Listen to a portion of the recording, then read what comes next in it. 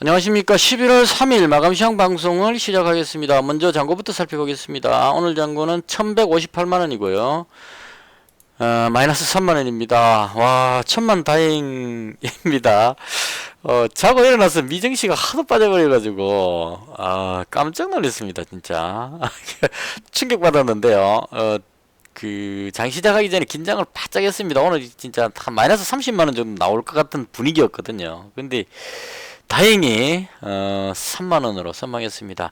지나고 보니까 이거 제가 가진 종목들이 다 올라갔어요. 그러니까 가만히 있었으면은 꽤 수익 날 뻔한 그런 날이었는데 시장이 또 그렇진 않죠. 또 일단 가지고 있던 거 최대한 빨리 손실 안 나게 다 던졌습니다. 던져가지고 마이너스 3만원으로 개인적으로 만족합니다. 비록 손실 났지만 천만 다행입니다. 11월 달에 제가 1일, 2일 이틀 동안 수익 났기 때문에, 이 수익 난 이 느낌을, 손실 크게 봐버리면은 그게 다 사라져 버리거든요. 그래서 요 정도로 선방해서 잘 막았다. 개인적으로 그렇게 생각하고요. 그래서 또 내일 또 금요일이고 하기 때문에 한번 쉬어주는 느낌으로 오늘 정리를 다 했고요. 이제 내일은 금요일이니까 관망하는 모습으로 그냥 한 발 물러서서 지켜보는 쪽으로 이렇게 하루를 보내고 다음 주부터 이제 또 종목들이 완전히 싹 바뀔 것 같으니까요. 새로운 어떤 흐름으로 새 출발하는 그런 마음으로 이거 벌어놓은 거 여기 자꾸 벌었다고 생각하면 안 되니까 이거는 이제 없는 걸로 치고 다음 주부터는 본격적으로 또 새로운 마음으로 도전하도록 그렇게 하겠습니다. 자, 시장에 대한 개인적인 생각인데요. 제 개인적인 생각입니다. 일단 간밤에 미정시가 많이 빠졌습니다. 나스닥이 마이너스 3.36% 빠졌는데요. 3시에 미국 우리나라 시간으로 새벽 3시에 미국 연준에서 금리 발표가 있었는데 그때 제가 한 2시 반쯤 잠이 깨가지고 지켜봤었습니다. 하도 이제 중요한 이벤트니까 0.75포인트 자이언트 스텝 인상이 나왔습니다. 저는 이제 생각을 잘못했는 게 이번 달에 0.75냐 0.5포인트냐 이걸 이야기하는 줄 알았는데 그게 아니더라고요. 댓글에 어떤 분이 이번 달에는 0.75포인트로 다들 인정하고 있는 상태다. 12월 달에 다음 달에 0.75냐 0.55냐 이게 중요하다. 이렇게 이제 댓글 주셨어요. 읽어보고 막 찾아보니까 그게 맞더라고요. 그래서 0.75포인트 딱 인상이 3시에 떴는데 요거 차트로 보면 바로 이제 느낌이 옵니다. 나스닥 지수 보시면 분봉으로 보시면 요게 3시거든요. 0.75포인트 인상 딱 했을 때 나스닥이 이때 여기쯤이 마이너스 한 1% 정도 됩니다. 계속 하락하고 있다가 연준에서 금리 인상 발표할 때쯤 돼갖고 살짝 올라오다가 0.75포인트 인상하는 순간에 쫙 올라가고 상승해 버렸어요. 이게 한 플러스 0.6 정도 됐을 겁니다. 0.6에서 0.7 정도 쭉 올라갔습니다. 그래서 이제 저는 이제 미국 지수만 보고 있었거든요. 이 컴퓨터 켜기 싫어갖고 그냥 폰으로 이 지수만 봤는데 쫙 올라가길래 역시 제대로 됐구나. 이제 내일 좋은 일 있겠다 이렇게 생각하고 있었는데 좀 있다가 갑자기 툭 떨어지더니면은 쭉 빠져버렸습니다. 그래서 3.36%로 급락해 버렸습니다. 일봉으로 보시면 엄청나게 많이 빠져버렸죠. 그래서 이게 이제 아침에 전문가들 이야기하는 걸 대충 들어보니까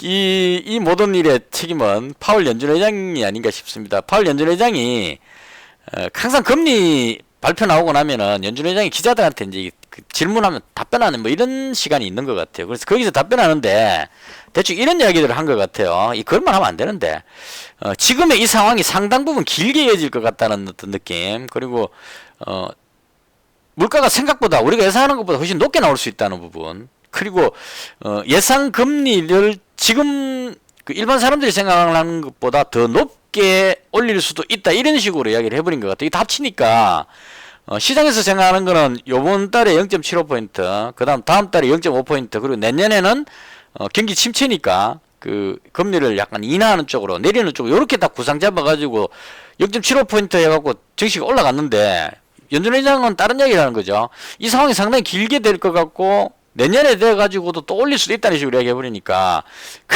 그 부분에 희망적인 부분이 다 사라져버렸죠. 그래서 그 부분을 해갖고 실망해갖고 확 빠져버리는 그런 현상이 생겼습니다. 그래서 이 부분이 그나마 다행인 것은 나스닥이 급락했는데도 불구하고 국내 증시는 좀 선방을 했습니다. 코스닥 보시면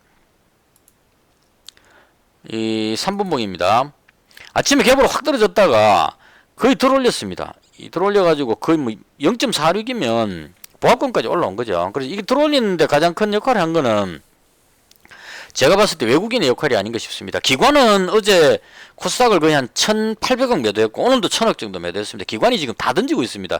그래서도 어제 한 5천억, 오늘 5천억 하니까 지금 상당 부분이고 기관이 그 선물 매도, 콜 매도, 풋 매수했으니까 완전 하방으로 지금 꼭 대한민국이 망하는 듯한 그런 배팅을 하고 있고요. 이걸 외국인들이 거의 지금 어느 정도 상당 부분 받아주고 있습니다. 왜냐하면 외국인이 최근에 매수를 많이 했기 때문에 이거 지수가 확 빠져버리면 외국인도 손실이 커질 것 같아요. 그래서 그 부분 때문에 외국인이 방어를 좀 하는 것 같고요. 그 덕분에 생각보다 적게 빠지고 방어가 됐다 이렇게 보시면 될 것 같습니다. 그리고 그 간밤에 미증시가 너무 많이 빠졌기 때문에 그 나스닥이 3.3% 빠졌는데 설마 오늘 또 빠지겠느냐 이런 생각이 들죠. 그럼 이제 오늘 저녁에는 미증시가 반등할 수 있겠다 이런 기대감이 생기면 많이 안 빠지고 들어올리는 이런 모습이 나올 수도 있습니다. 그래서 기관 외국인이 전부 다가 막 패대기 치면 쭉 내려갔을 겁니다. 근데 다행히 외국인이 좀 방어를 하면서 좀 들어올렸다. 그나마 다행이었다. 이렇게 정리를 하면 될 것 같습니다. 그래서 개인적으로 여기서 이제 어디로 갈지는 솔직히 잘 모르겠습니다. 어제 미증시 많이 빠지는 것도 제 생각과 다르게 반대로 갔기 때문에 지금 제가 예측하는 거는 안 맞을 겁니다. 그래서 일단 예측을 하지 않고 어디로 갈지 모르겠다로 정리를 하고요. 내일 또 금요일이기 때문에 굳이 뭐 방향을 예측해서 무리하게 뭐 매수를 할 것이냐 매도를 할 것이냐 고민하고 싶은 생각도 별로 없었습니다. 그래서 오늘은 가지고 있던 거 확 던지고 그냥 하루 종일 쉬었습니다. 구경만 했습니다. 이게 들어가면 내일 금요일이라서 물리면 또 대책이 없죠. 그래서 차라리 오늘은 그냥 아무것도 없이 주식을 안 가지고 넘어가는 게 좋겠다. 그리고 내일도 약간은 관망하면서 제대로 된 배팅이 아니고 그냥 배팅 안 하는 게 제일 나을 것 같고요. 그 좀 여차하면은 그냥 야근해야 되니까 일찍 자버리는 방향으로 해서 좀 관망하는 모습으로 가고 월요일부터 본격적으로 새 출발을 하도록 그렇게 하겠습니다. 그래서 11월 달은 일단 출발이 좋았기 때문에 이 느낌을 손실 봐버리면 이 좋은 기분이 그냥 사라져 버리죠. 그래서 일단 요건 지키고 금요일까지 지키고 월요일부터 이제 처음 새 출발한다는 마음으로 그렇게 또 모아보도록 그렇게 하겠습니다. 그래서 일단 오늘은 가지고 있던 거 다 던지고 최대한 그냥 관망하는 그런 날이었다 이렇게 말씀을 드리겠습니다. 제가 어제 가지고 있던 종목 중에 지금 다 지워버렸는데요. 아까 방송하면서 설명하면서 다 지웠는데 녹화를 다시 하는 바람에 지금 다 지워버렸는데 어제 제가 가지고 있었던 종목 중에 제 영상 댓글에 그거 써놨습니다. 10종목 가지고 있다가 5종목인가를 시간에 걸려서 다 팔았습니다. 실제로 시간에 걸려서 전부 매도 주문 넣었는데 5개만 팔렸어요. 나머지 가지고 있었는데 아침에 걱정을 상당히 많이 했었어요. 이게 미증시 많이 빠져버리는 바람에. 그래서 일단 가지고 있는 거를 최선을 다해갖고 본전에 매도하기 위해서 최선을 다해서 열심히 정리를 했습니다. 그래서 다행히 마이너스 3만원으로 정리했고요. 지나고 보니까 이제 제가 가지고 있었던 종목들이 오늘 결과적으로는 다 상당히 좋았습니다. 빅텍은 아침에 한참 올라갔다가 갭 탔다가 뒤로 밀렸고요. 그 다음 도화엔지니어링 가지고 있었는데 이거 16% 올랐죠. 한미글로벌 10% 올랐죠. 유신은 이게 지난번에 여기서 상한가를 한번 먹었기 때문에 이건 좀 지금 많이 못 올라갔지만, 그리고 또 현대두산인프라 6%, 건설기계 6%, 현대해보담 7%, 데모 3.7%, 뭐 이렇게. KGTS는 거의 보합권이었고 태경BK도 뭐 보합권. 대충 이렇게 해서 제가 걱정돼서 막 던졌는데 이게 지나고 보니까도 상당히 많이 올라가서 끝이 나는 그런 상황이 됐었습니다. 그래서 일단 어쨌거나 무사히 다 정리했다. 여기에 개인적으로 만족을 합니다. 그리고 오늘 장중에 특징주 중에 역시 네옴시티 관련주가 오늘 가장 핫했던 것 같습니다. 이 원희룡 국토부 장관이 내일 사우디로 출국을 하는 것 같아요. 근데 평소와 좀 다른 흐름이 나왔습니다. 왜냐하면 기존에는 한미글로벌이 대장이었고, 그 다음 유신이 그 다음 따라가고, 도화엔지니어링이 이제 따라가려고 막 폼 잡고 있었고요. 요건 한 이틀 전부터 자꾸 들썩거리고 있었어요. 뭔가 정보를 알아는 사람들이 좀 있는 것 같습니다. 느낌상. 그리고 히림은 거의 못 올라가고 있다가 오늘 대장으로 그냥 등극해 버렸습니다. 그래서 요 일이 왜 생겼냐면 저도 뒤늦게 알았습니다. 게시판 그걸 보고 갑자기 뭐 급등하길래 보니까 이 3분봉입니다. 이렇게 올라가길래 왜 이런가 싶어 찾아보니까 벌써 여기 와버렸죠. 그래서 살 수가 없었습니다. 구경만 했고 올라갔던 이유는 원희룡 국토부 장관하고 이제 기업체 관계자들하고 같이 출국하는데요. 누가 따라가느냐가 핵심입니다. 따라가는 그 회사가 관계사로 이제 연결이 되거든요. 투자하는 입장에서 보면 아무래도 같이 가면 하나 얻어 걸릴 확률이 높다 이렇게 보는 것 같아요. 그래서 구체적으로 업체가 다 나온 건 아닌데 대충 이런 느낌으로 나온 것 같아요. 같이 가는 업체들 해가지고 한미글로벌하고 그다음 히림하고 그리고 건설업 무슨 협의회 임원단하고 등 해서 11개 업체 이렇게 표현이 됐던 것 같습니다. 그래서 일단은 한미글로벌 이름이 나왔기 때문에 10% 올라갔죠. 이건 이제 그동안 대장으로 많이 올라왔기 때문에 좀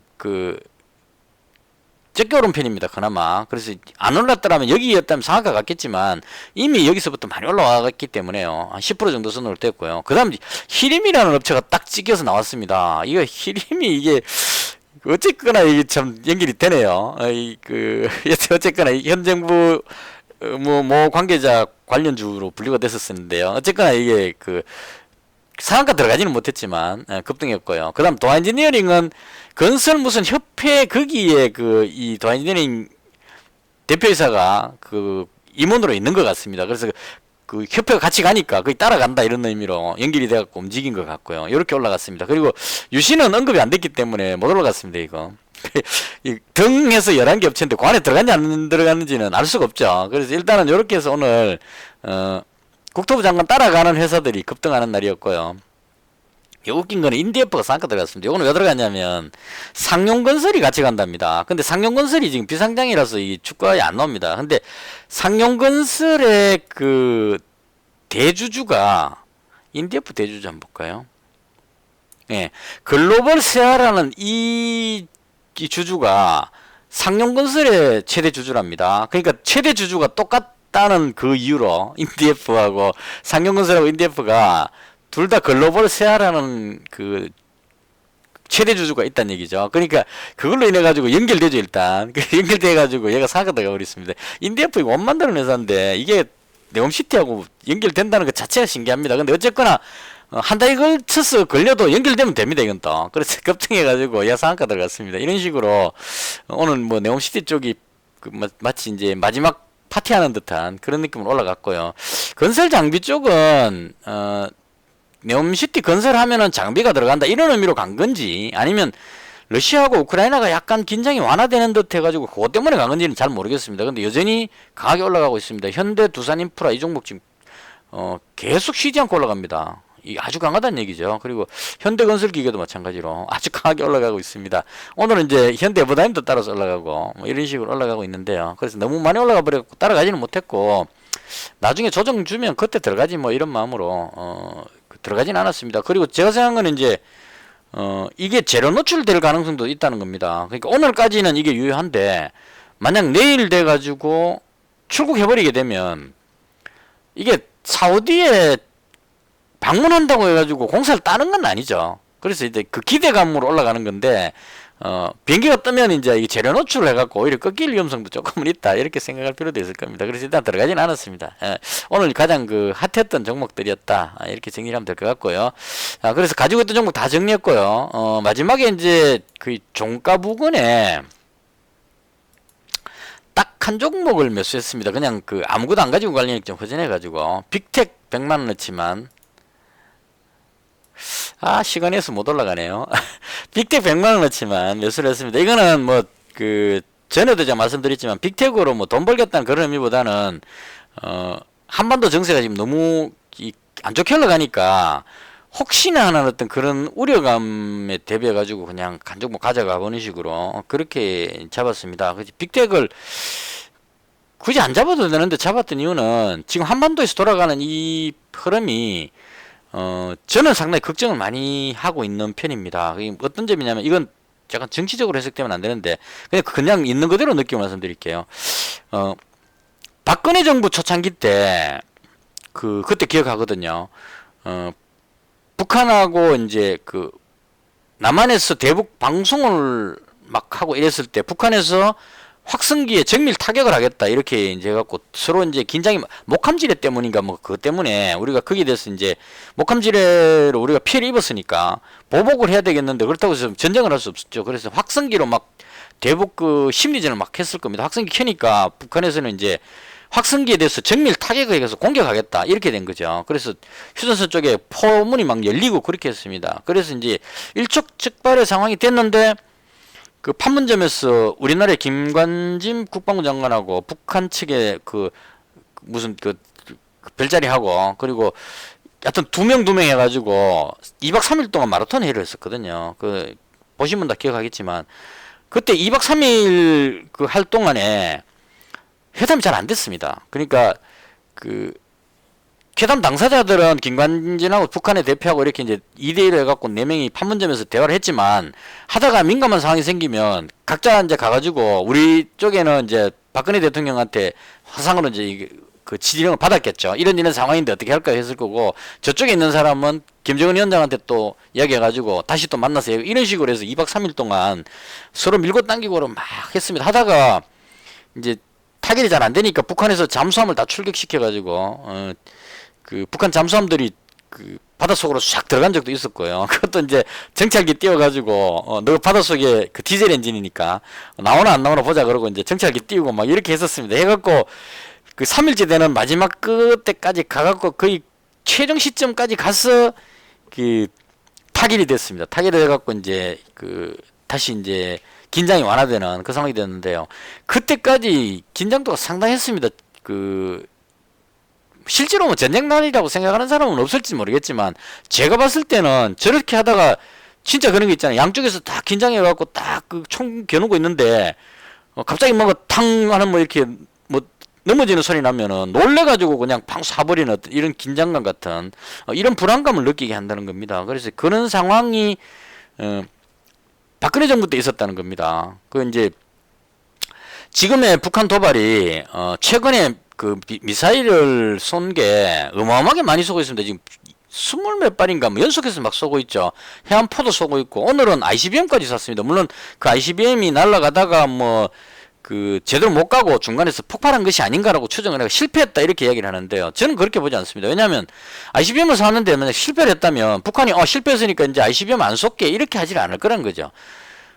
성공할 때까지 계속 쏘겠죠. 한번 쐈는데 안 됐다고 해서 그럼 ICBM을 우리 이제 더 이상 안 쓴다 이렇게 하는 게 아니고 그 이 ICBM을 쏜 이유가 미국에 대한 어떤 위협을 가하기 위해서 쏜 건데 그게 공중 폭발했다고 해갖고 이제 뭐 나는 이제 그만하고 그냥 가만히 있을란다 절대 안 할 것 같습니다. 끝까지 도발할 것 같습니다. 그럼 핵실험도 할 거고 이렇게 해서 지금 북한에서 뭔가 구체적으로 말은 안 하지만 되게 그 강경하게 뭔가 내 의사를 보이려고 노력을 하는 것 같아요. 그러니까 과거에 박근혜 정부 때 그 잠수함 출격시킬 때의 어떤 그 긴장감 같은 휴전선의 포에 포문이 다 열릴 정도였던 일촉즉발하는 그 상황까지로 끌고 가는 듯한 느낌이 그대로 느껴집니다. 북한에서 하는 행태를 보면.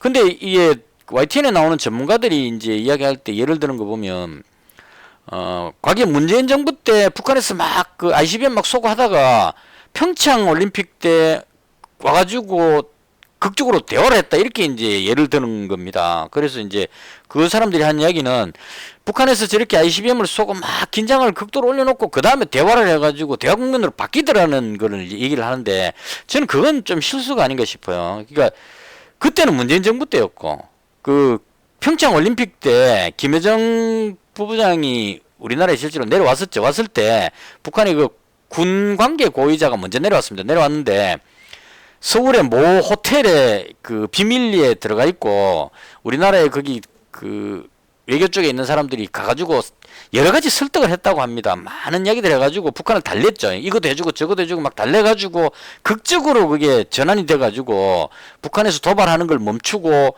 평창 올림픽 때 그 김여정 본부장하고 오고 그다음 남북 정상회담 이렇게 이제 풀렸다는 겁니다. 그래서 그 상황이 제가 보는 관점은 문재인 정부였기 때문에 가능하다고 봅니다. 북한하고 대화가 되는 이쪽이기 때문에 가능했고 지금은 그때로 보면 안 되고 제가 봤을 때 박근혜 정부 때를 예를 봐야 될 것 같아요. 강경하게 대응하는 쪽. 그러니까 그 대통령이 누구냐를 보자는 게 아니고 정부에서 대응하는 그 방침이 어떠냐에 따라서 봐야 된다는 거죠. 그러니까 문재인 정부에서는 북한하고 대화하려고 웬만하면 그냥 좋게 좋게 가자 이렇게 하는 쪽이고, 박근혜 정부나 윤석열 정부는 북한에서 도발하면 우리는 정밀 타격하고 선제 타격을 하겠다는 이런 쪽 관점이기 때문에 지금은 완전히 그 문재인 정부 때 남북 정상회담 하던 그 상황을 보면 안 되고, 박근혜 정부 때 그 잠수함 출격했던 그 시점의 어떤 상황으로 봐야 된다고 봅니다. 그래서 개인적으로 저는 이 부분이 상당히 지금 불안한 상황이다. 그러니까 전쟁이 일어날 것 같다고 생각을 하게 되면 그 좋은 소리 못 듣는 건 맞지만 적어도 대비는 해야 될 것 같다. 그러니까 제가 그 대비할 수 있는 능력이 안 되니까, 저는 일반 평범한 사람이니까 적어도 주식하는 입장에서 그런 위험성이 있는 상황에서 주식을 가지고 있고 싶지는 않다. 이게 이제 최종적으로 제가 드리고 싶은 말씀입니다. 그러니까 북한하고의 어떤 이 부분이 긴장을 극도로 끌어올려 갖고 ICBM도 쏘고 핵실험까지 다 하고 나서 그 다음에 갑자기 돌아서 갖고 자고 일어났는데 북한에서 대화하자, 이럴 일은 저는 없다고 봅니다. 그 과거로 치자면 잠수함 출격하는 거와 마찬가지로 핵폭탄을 실은 그 탄도미사일을 발사하기 직전까지 갔다가 거기서 어떤 그 최종적으로 최악의 상황 바로 직전까지는 갈 거라고 봅니다. 그래서 그 상황까지 가는 동안에 엄청나게 많은 어떤 고민을 해야만 하는, 특히나 이제 우리 국민 입장에서는 이제 전쟁에 대한 고민도 해야 되고 심리적으로 그 상당히 불안감을 느끼게 하는 그 한반도의 지정학적 위험 이런 게 도발하면 그 생기면 정치에도 영향이 안 좋다고 봅니다. 그래서 이런 것들 다 감안하면 연준에서 금리를 또 자이언트 스텝 올려버렸기 때문에 미국하고 우리나라하고 금리 격차가 지금 엄청나게 많이 발생해버렸죠. 그래서 이런 부분들로 해서 이제 환율이라든가 이런 부분, 지금 환율도 지금 아까 제가 말씀 안 드렸는데 1424입니다. 이것도 이런 식으로 가버리면 1500원대로 가버릴 위험성도 있습니다. 그러니까 이렇게 되면 외환 쪽에도 문제가 생길 수 있고요. 그